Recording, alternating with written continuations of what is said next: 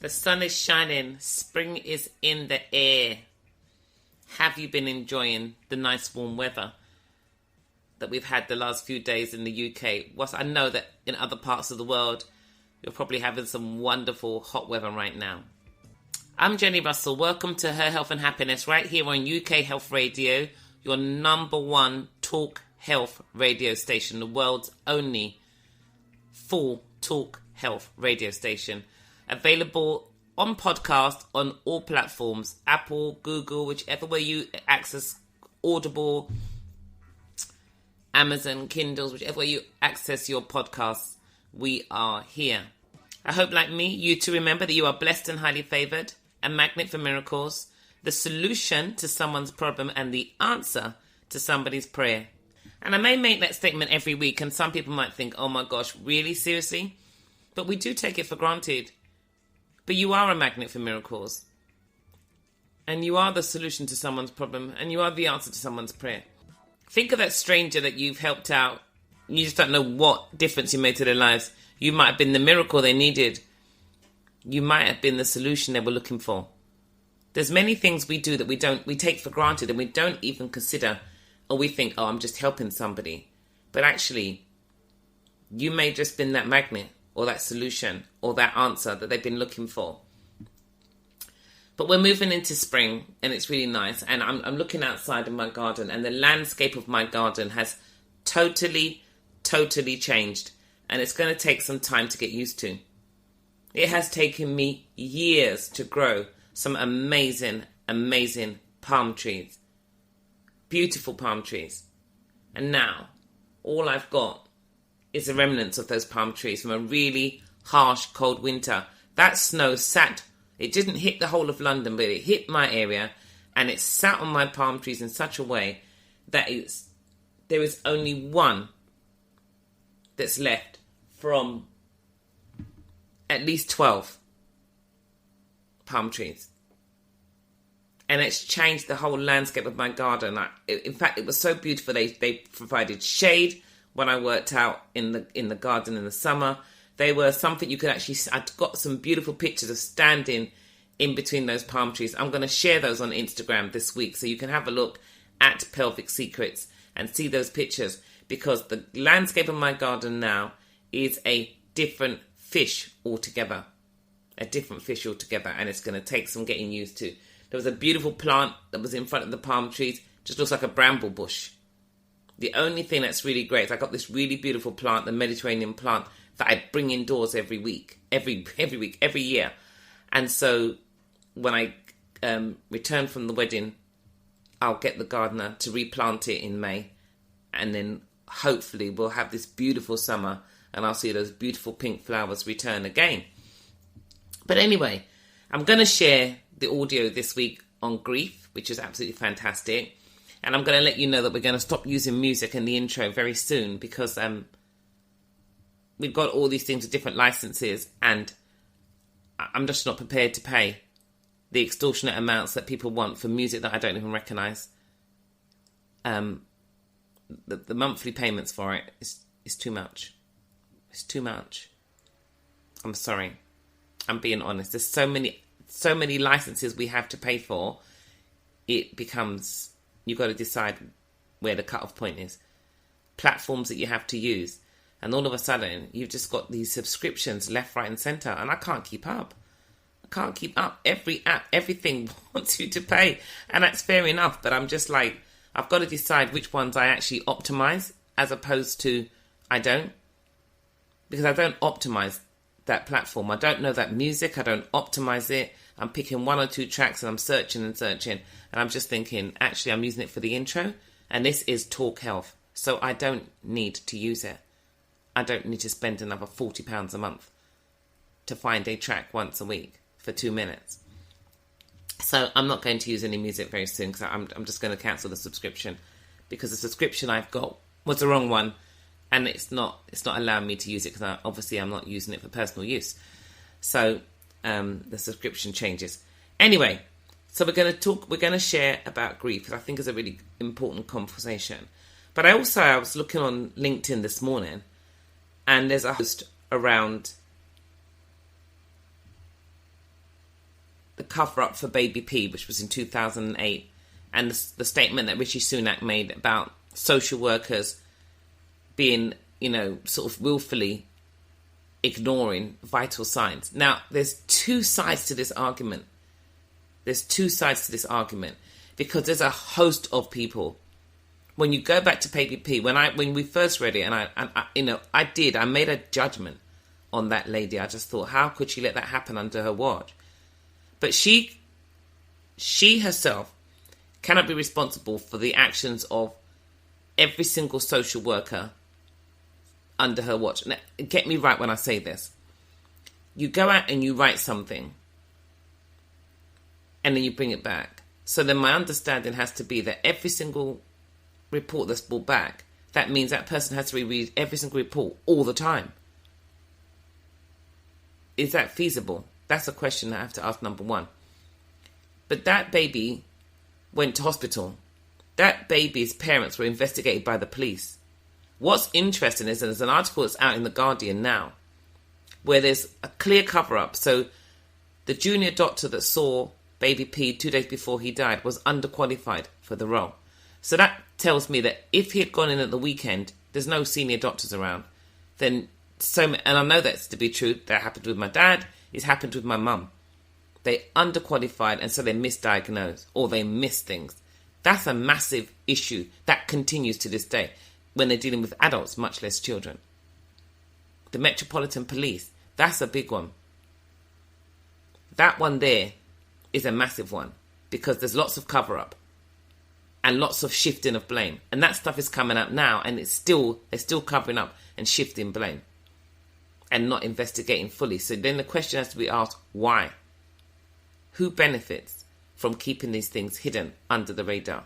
Read the article in The Guardian. It's a very interesting read. So you have to look at the different establishments. Then it comes out in a book that was published afterwards that an editor in The Sun had a petition for 1.4 million people and threatened Ed Balls that if he didn't sack the head there of Haringey at the time, they would use it against him. So Ofsted rewrote their reports 3 or 4 times to focus in on Sharon Osbourne and make it about her. So it's interesting how when we want to find scapegoats, we find them. And, it was a tragedy. There's so many tragedies that happened, and there's so many tragedies that continue to happen, which I know to be true at this particular juncture in time. But the cover-up happens all the time. It covers up when it comes to social workers, when it comes to Metropolitan Police, when it comes to hospital mistakes, when it comes to wrongly writing reports. All that happens is, rather than actually people being honest, because you're only as strong as you're honest, people will shift the blame to save themselves. And they'll always find someone to take the fall. And that, I think, is where we've got to start looking at a different climate and start to... I don't know how any of those people actually find it okay to sleep at night. But when we're so worried about what we're going to lose in our pocket, we would rather set someone up to lose it in theirs and keep where we are and keep our reputation. But the difference is, after Baby P, there was more. There was Victoria Columbia. There was more. They carried on. And those things still carried on. Which should tell you it can't be one person that takes the fall for all of that. Because that's a global thing there. Because then that means that she took the fall for the mistakes and the overlooks. Because the week before, or a couple of days before, the police said to Baby P's mother, they're no longer investigating her. Yet she ended up being found guilty of complicit in killing her own child. How could the police tell the parents they're no longer investigating them when they were actually the root cause of his death? That's the point. You have to look at those things, and those cases should be opened again and revisited. Because that makes it really quite hard. But then I think to myself, when I work on females and female intimate health, I have to ask myself, a lot of our stuff gets trapped in our root chakra. What kind of person are you to do that to your own child. There's lots of females that have destroyed their own children. What kind of female are you to be able to do that? And what was your life really like? Because that level of abuse and anger has to have been passed down from somewhere. You can't catch it. It doesn't fly through the air. So where does it come from? So I think it's really important for us to really be, it's not about being a nosy neighbour, but being a mindful neighbour. I don't know what it's like in different parts of the world, but I do know, especially around here in London, people don't really know their neighbours. And that actually is quite sad, especially when you hear those stories of someone passing away and nobody's noticing that there's mail piling up in the door. Even the postman's not noticing. I can't get the post through the door. We're not noticing nobody coming out. Those are the things that we're overlooking. And the Bible says, love your neighbour as yourself. And you have to be a lover of self first and love your neighbour to the degree you love yourself. But we've got to start to be more mindful. We've got to start to be able to have that conversation over the garden fence or just outside by the cars or when you're walking out, just so that we're more aware of what's going on. Because it's in our environment, and it's got to be the worst thing to know that right under your nose in your environment, a travesty is happening to a child or to a wife or to a husband, or to an elderly person. And you're going about your daily task every day without a care in the world and without even recognising that thing is actually happening at the time. So I think it's important for us just to be a bit more mindful.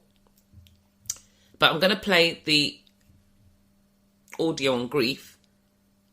I apologise for the audio sound in advance. And then I want to talk about, I want to look at how we celebrate this last season, Easter, but also as females, when are we going to make a firm decision that our health comes above all things first? When are we going to be like the airplane that may be crashing and you get told to put the oxygen mask on yourself first before you try to help others? UK Health Radio, the station that makes you feel good.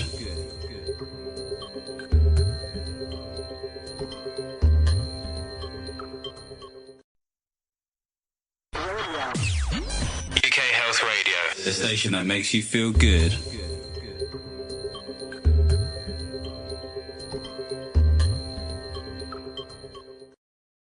So the question is, what is the time limit you give for grief? Because grief comes in so many different forms and shapes, and it depends on the incidents you're grieving over. So today I'm blessed to be speaking with Claire Williams from Therapy Finders, and we're going to talk about a time limit on grief. So Claire, welcome to Her Health and Happiness. Thank you for having me. No, it's my pleasure. I think it's, I thought this is a great conversation because I think really, again, it depends on what you are grieving as to whether or not there is a, inverted commas, time limit as to how long you can grieve. Mm-hmm. I would say that it doesn't matter what you're grieving over, that there is no time limit on grief. It's not possible to put a time limit on grief. We carried out quite an interesting study at Therapy Finders and found that 30% of UK adults actually believe that grief should last no longer than 1 to 6 months.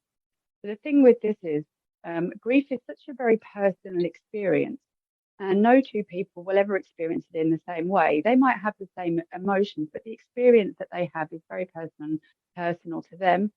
So it's really impossible to say, well, you should be over it by now. And I really hate that phrase that people use, because there really isn't any should when it comes to grief. I worked with a lady once whose twin sister died at a young age, and the feeling that she expected to have over it was sadness, but actually what she felt was anger, and she didn't understand why, and it really took her by surprise. And so it took us a long time to work through this and understand where the anger was coming from, and then for her to be able to then process the grief. And this whole journey took a lot longer than 6 months. So it's very almost impossible, I would say, to put a time limit on it. Oh, I agree 100%. My sister lost her late partner, this used to be 2015, so it's like 8 years ago. Yeah. And the ways, the wave, the continuing wave 8 years on of how she deals with it. Do you find, Claire, because this is what I think with her, that people that maybe have the emotion of anger or guilt tend to take longer to process the situation and therefore take longer to grieve? Does that make sense? Can do, yeah. Yes, I would say that any emotion that you don't expect to feel, so whether that is anger or guilt, or, sometimes people even feel relief, depending on, the circumstances. And so when you don't expect the emotions that come, I think, yes, it can take a lot, it can take longer, because first of all, you have to understand why you're feeling that way and not the way you expected to feel. And also, sometimes people feel this numbness. And again, this is not expected. And people often think, well, I don't feel anything. Why don't I feel anything? Is there something wrong with me? And so, yeah, I think with these instances, then it can take longer to get over it, to work through the grief, for sure. And do you find that there are in different cultures, they grieve in different ways, and the sort of grieving period seems to be extended or shorter based on the culture? Do you find that at all? Yes, definitely. Obviously, different cultures do have different rituals and things like that. And so, what I found is that the cultures that sort of talk about death more, almost, or and aren't afraid of the subject, because unfortunately we live in a society where it's not really spoken about, and so when it happens, to a lot of people it is a great shock. But whereas for other cultures that sort of make more sort of integrate death into life almost, yes, they can. There's different time lengths, I would guess, on the grief that they experience. But that's not to say that with anything, with anyone, even how well you prepare, or it's never, you never know how you're going to feel until it happens. So again, it's obviously possible that you do the grieving process is quicker if you are prepared, but again, it's not always 100% going to be that way. No, and I only ask that question because I know that in some cultures, I remember a client I used to train years ago, and when her mother-in-law died, they were very matter of fact about it. Well, she's dead now. Nothing else we can do. Yeah, I still have my personal training session in the morning, and then we'll go to the funeral after. And I found, I had trained her. I went to the funeral myself, but I was just like, this is weird. I've never experienced that before. It was just really like, okay, we're just like, and it's like, she's dead, she's gone. Yeah. But I know that in some African cultures, some cultures, they'll grieve, it's just, then there's others that have this big, massive celebration of life, and it is a celebration of life. Yeah. But it's that where you draw comfort from, where you feel that, you feel it's safe for you to carry on as well. Because a friend of mine, actually, her husband was on holiday and he passed away on holiday. And then a couple of months after, there was an event that was on, and I just said towards Christmas, I was like, are you going to come? And there was that guilt over, can I, be seen to be enjoying myself so soon after? And again, a cultural thing, because people around are thinking, well, didn't she just lose her husband? Yeah. How the hell is she out? So that, I think that's the other thing as well. It's like, how long do I stay in my grief? How long do I show people that I'm grieving? And if I get invited to something, or if I do something for myself, will people think that I'm heartless, cold? He's not even cold in the ground yet, and you're back out again. How do you manage those things? Because obviously, with your company, you must have people coming in and asking these questions. Yes, I mean, it's all very personal. It's, if somebody wants to, just the example there you gave about being invited out and worrying about what others are going to think. I would say that there is absolutely nothing wrong with obviously going to the things you want to go to, and if that's how you are processing it and dealing with it and coping with it, then there's absolutely nothing wrong with that. And others' judgments shouldn't really bear any weight. And I know that's very easy to say, because people do worry about what other people think. But I often say, there's nothing wrong. Some people do feel shame in remembering people with happiness and laughter, and it's almost a similar thing. It's like, well, shouldn't I be showing that I'm sad? Absolutely. Whatever you're feeling, if you recall a happy memory with somebody um, who's died, it's wonderful to remember those good times and to laugh.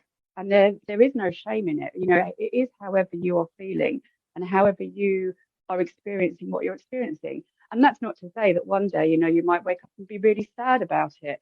And I think it's really important to note that grief comes with such a wide variety of emotions. One day you might think, okay, yeah, I'm over it and I'm okay. And then the next day you're struggling again.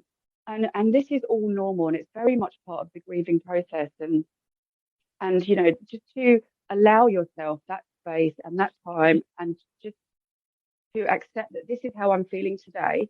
It might not be this way tomorrow, or it might be, and whatever it is, just to be kind to yourself and allow yourself to experience and feel what you're feeling in that moment. So what are some working exercises that people who are experiencing grief can consider to do right now? Okay. Yeah. First and foremost, the big one I would always say is just to try and talk to somebody. If you are grieving and you're finding that you're not coping, I would try and talk. And I know that's very, very hard for some people if they don't feel they have friends and family that they can talk to, or they just don't want to talk to friends and family about it. In those cases, you might want to consider talking to a trained grief therapist who will give you that space and that safe space with no judgment, and allow you that time to process what you're going through. But other things that people can do that I've found have helped. One of the ones is journaling. And that's not, you don't have to write down, wonderfully long constructed sentences or, long paragraphs. If you just do a sort of a brain dump of how you're feeling and what's going on inside, because often as I said, with grief, you can have lots of different emotions at the same time, and this can become very overwhelming.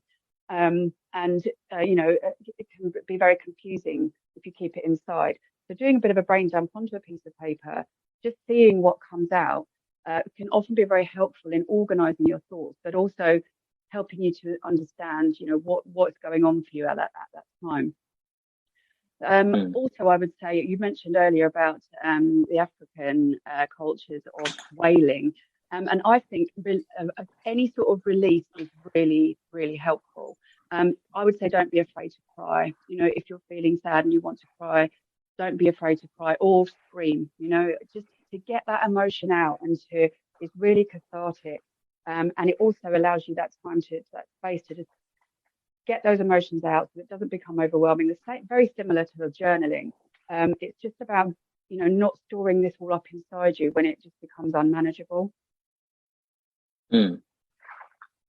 Yeah, see, they're really, really good tips for people to actually have. And I think, like as you said, I remember I went to a funeral a few years ago of the father of one of my neighbors, slightly older lady than myself. But I went to that funeral, and the line that was shared there, I literally share it to everyone when they experience loss. And because I absolutely loved what this priest said. And he said that death leaves a void that no one can fill, but love leaves memories that no one can steal. And I think that's the thing that you're happy to be able to hold on to, at least, that you have those memories of those times. And those memories over time will become a great source of comfort. Would you agree? Absolutely. Yeah, absolutely. I couldn't agree more. Memories that we have of people, they will keep us going and be a source of comfort, as you say. Yes, I couldn't agree more with that statement. Fantastic. So Claire, where can people go to find more information about your wonderful company? So if people are looking specifically for help with grief and loss, then we have a website called therapyforgriefandloss.co.uk. But if people want to get in touch with a therapist and get matched and get help, they can go to our main website, which is therapyfinders.co.uk. Fantastic. Claire, thank you so much for your time. Thank you for having me. Have a magnificent Monday. My pleasure. Let me ask you a powerful question. If you were the same as everyone else, what would you choose to look like? Many times we compare ourselves to other people, or we go, it's all right for that person or this person or whatever, and we allow that comparison to hold us back. But if we were like everyone else, and if everyone else was like us even, what would we choose to look like? And what are we willing to accept about ourselves, and what are we not accepting? Because whatever trauma we've been through, no matter what we've experienced, it does not take away from who we are. And that's what I think we have to recognize, is that we have to be able to separate who we are from what we experience. But many times, especially as females, we don't separate the two. The issue with that is that when we see ourselves as our experiences and we identify with our experiences, we actually lose the essence of who we are. And if our experiences are all negative, then we identify with being a negative person. But that's not who you are. We are all fearfully and wonderfully made, but we're all having different experiences. And it's unfortunate that some of us have to go through some awful, awful, awful experiences. But there's something within that experience that actually is a tool you can use to be a guiding light for others. Now, you might not choose to be the person that rescues somebody else. I'm not saying that. We don't choose many of our things. Many things are actually chosen for us. Believe it or not, many things are actually chosen for us. I mean, as we start out as babies, you know, our clothes are chosen for us. The foods that we eat are chosen for us. The meals that we have. The schools that we go to are chosen for us. The education, to a set point, is chosen and predetermined for us. And then we find ourselves in our niche. We find what we like. We develop our tastes, what we like. But most of the time, even when it comes to nutrition, that is kind of ingrained by the age of 2. So if you're given foods that are devoid of nutrition, but are full of sugar and sweetness, well, that becomes your default position. The issue is diabetes in young children is growing at an exponential rate. But if we don't understand nutrition, because I'm moving away from food now. I want to move away from food. And I want to talk about nutrition because many things are classified as food. But if you think about it, really, it's not just we're meant to eat to live, not live to eat. So we've changed it around. Because food is designed, food in inverted commas was designed to energize us, to give us vital vitamins, minerals, trace minerals, amino acids, proteins, fats, carbohydrates, to, you know, fill us with phytoestrogens and collagens and different things that will help our body at different stages and in different seasons. And also, if you look at nature, fruits don't grow all year round. Foods and certain food groups don't grow all year round. So we were really meant to, much of our vegetation should be as the seasons. But we've got into this thing where we make everything readily available and fly it all around the world.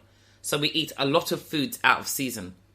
And this is the reason why we have a lot of different issues and sicknesses, because we're playing with nature, but our bodies haven't adapted to be able to tolerate and understand that. So we have these taste buds that are developed by the foods that our parents give us. But when we get older, we have an opportunity to make a different choice. We really do.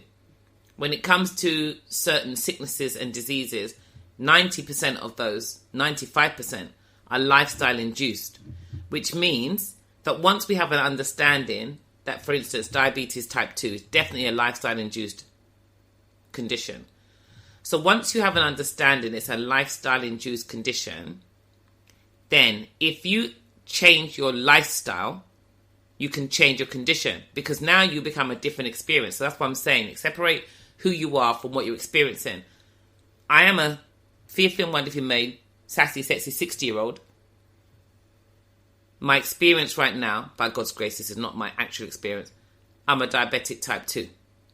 So that's my experience. It's not who I am.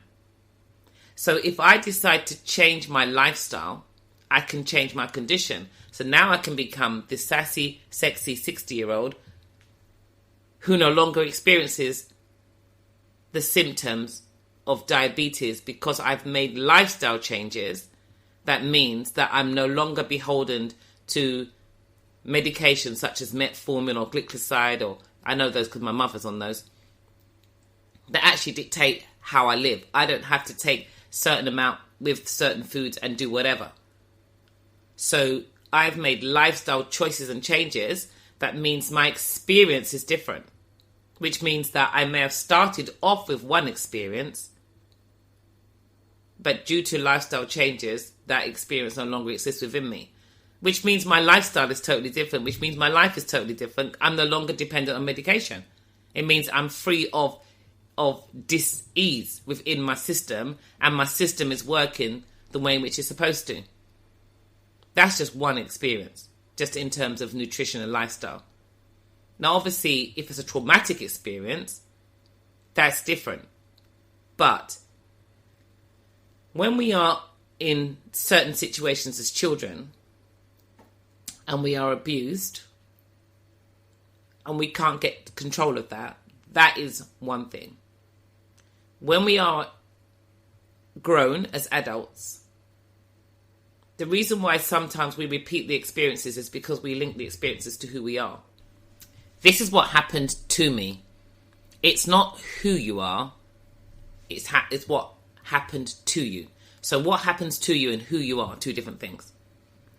But as we get older as adults, we are not taught about understanding and living within our core values. What are our core values? What are our negotiables and non-negotiables? Because obviously we have been a victim of something, but we're not victims of all things.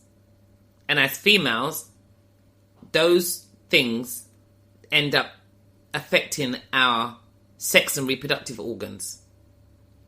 But if we don't have an understanding of our experience, if we're not able to verbalize it, if we're not believed, which is a very massive thing, and we're filled with this anger and this guilt, it has the potential to upset our digestive system function, our detoxification system function, because anger creates toxins within the body, right?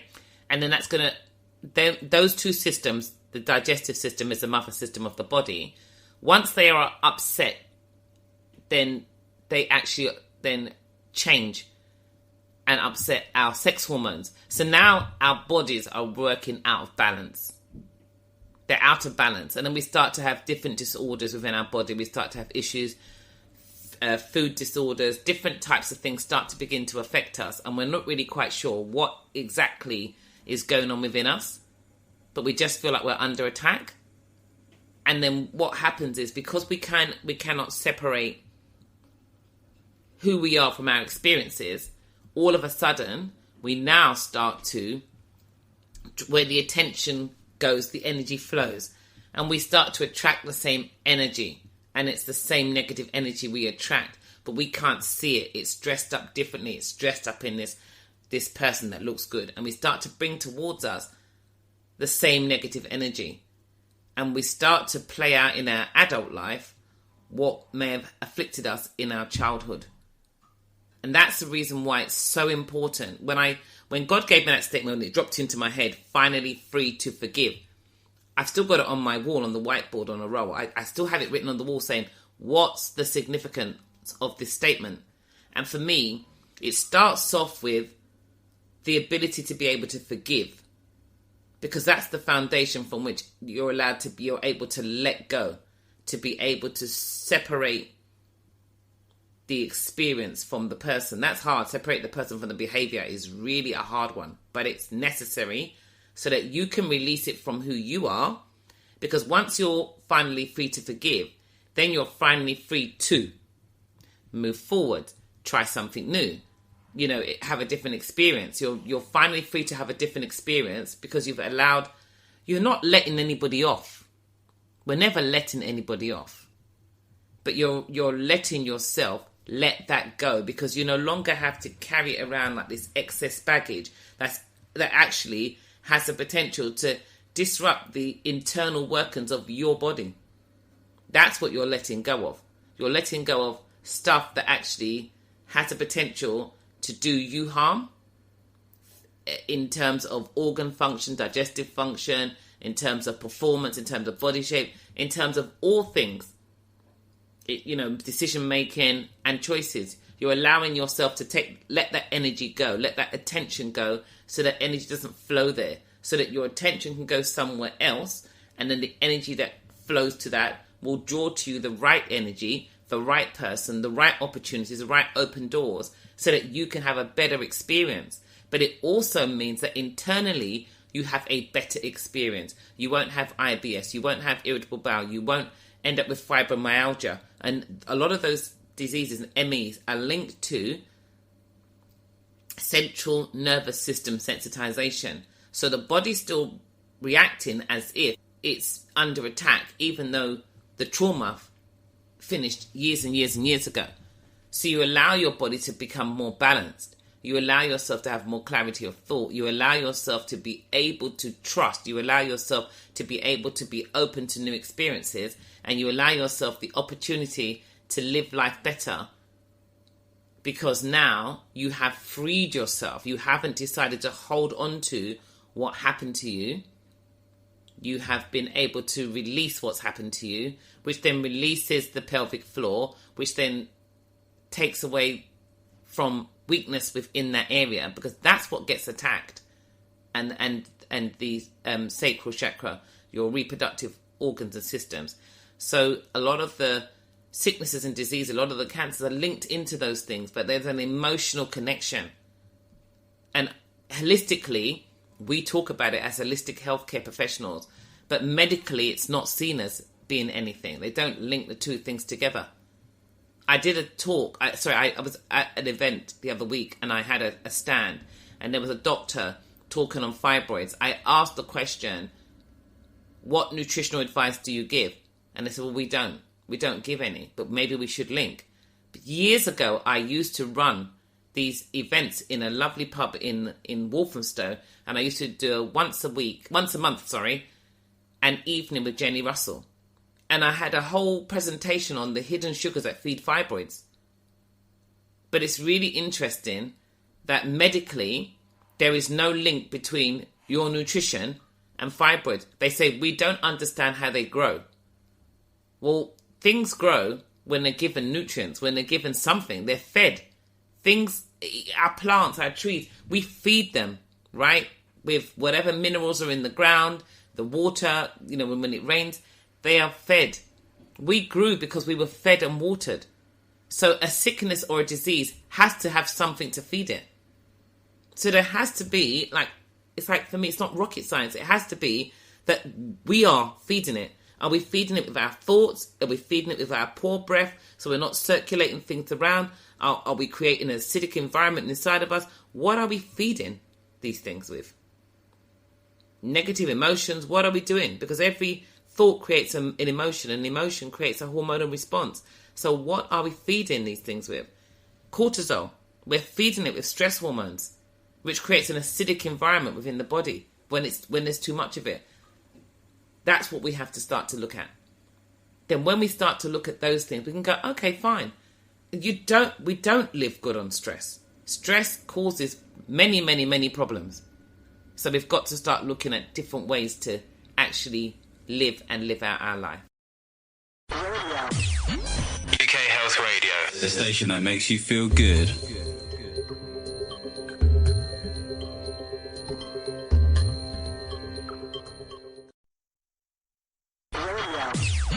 UK station that makes you feel good.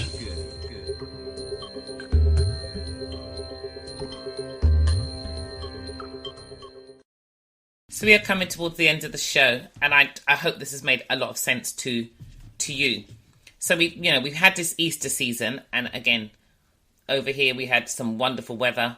I was actually able to put the top down on my car. It was exciting. I was so excited, so sad.